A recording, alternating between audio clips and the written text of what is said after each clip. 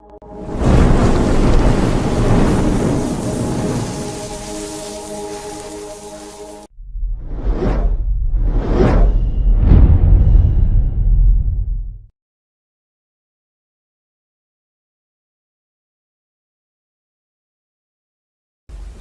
of the most important mitzvot that a person needs to know about is the mitzvah of Mesirut Nefesh. Mitzvah of Mesirut Nefesh is not an easy mitzvah. By default, it's the opposite. What is Mesirut Nefesh? Self-sacrifice. Self-sacrifice for Hashem. Now, question comes in the Gemara, Masechet Pesachim, page 53b.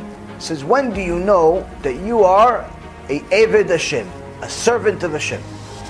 Everybody thinks that they're a servant of Hashem as soon as they put a kippah on, or a kisui rosh, a long skirt, a dress, maybe peot, maybe a tzitzit. Everybody thinks, no, I'm a servant of Hashem. All day I'm watching shurim. Yeah, you're a servant of Hashem. You have to test yourself. How do you know you're a servant of Hashem? I prayed. Doesn't mean you're a servant of Hashem. I learned Torah.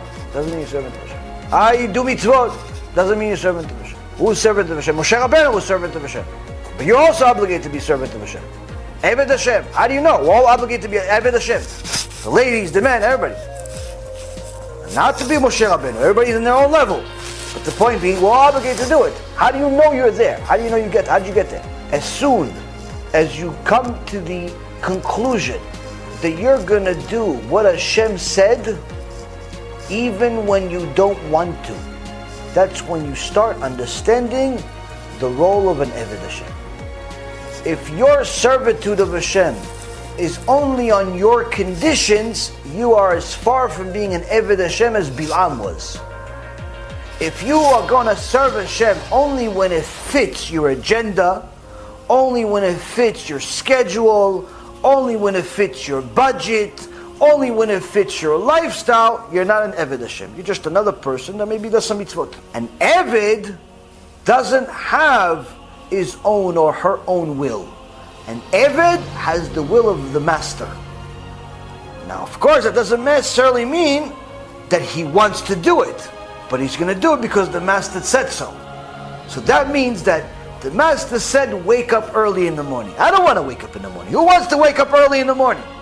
No one wants to wake up early now. But the master said to wake up early in the morning. So guess what you have to do? You want to be an Eved Hashem? You have to wake up early in the morning. You don't want to be an Eved Hashem? Or you want to pretend? Pretend. Wake up at 12, 1, 2, 3, 5 o'clock. Wake up, go ahead. Pretend in your head. Eved Hashem means you have to learn Torah. Yeah, but I don't like to learn Torah. Okay, so you're not going to Eved Hashem. No, but I want to be Eved Hashem. Okay, I'll learn Torah when I get a chance. That's not an Eved Hashem. I'll learn Torah when I have time. That's not an Eved Hashem. I'll learn Torah when I'm in a good mood. That's not an Eved Hashem. I'll learn Torah when I feel good. It's not an Eved Hashem. You know what Eved Hashem is? You learn Torah even when you don't want to. Even when you're sick. Even when you feel like you're about to die. Even when you feel like you're on fire. Even when you are tired. Even when you are busy. Even when you hate it. Even when you don't understand it. Even when you simply want to run away. You know what you do? You learn Torah. That's an Eved Hashem. Yeah, but I feel like I'm wasting my time. Perfect. Just do it. Yeah, but I'm not benefiting out of it. No, you're benefiting. You're being an Eved Hashem. Yeah, but I'm not learning anything. I'm learning, I'm reading. I don't understand a single word. Perfect. Who said you have to understand? What did HaKadosh Baruch Hu command? Learn Torah. He didn't say you have to understand. Learn Torah. Obviously, try to understand, but learn Torah. Yeah, but why don't I just go read, like, I don't know, a kid's book or something? If that's Torah in that kid's book, read it. But if it's not Torah, then read what you're reading. Why? Because that's what HaKadosh Baruch Hu wants you to do. But it's hard. Perfect. That's perfect Eved. What do you think? It's an easy job for the Eved?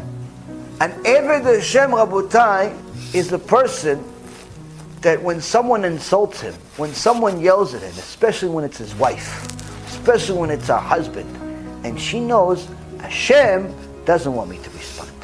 Hashem doesn't want me to curse back. But I want to. I want to curse him to make sure his mother is reminded of what I think of him. I want to do something to this person that he's going to remember for the next 3 generations. But you know what I'm going to do? Nothing. Why?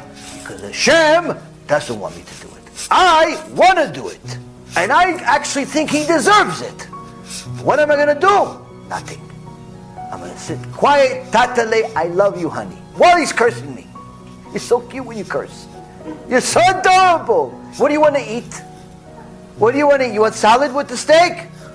Why? HaShem wants me to stay like this. Why? Because if I fight with him, you know what's going to happen? It's going to get worse. So I'm going to do what HaShem wants me to do.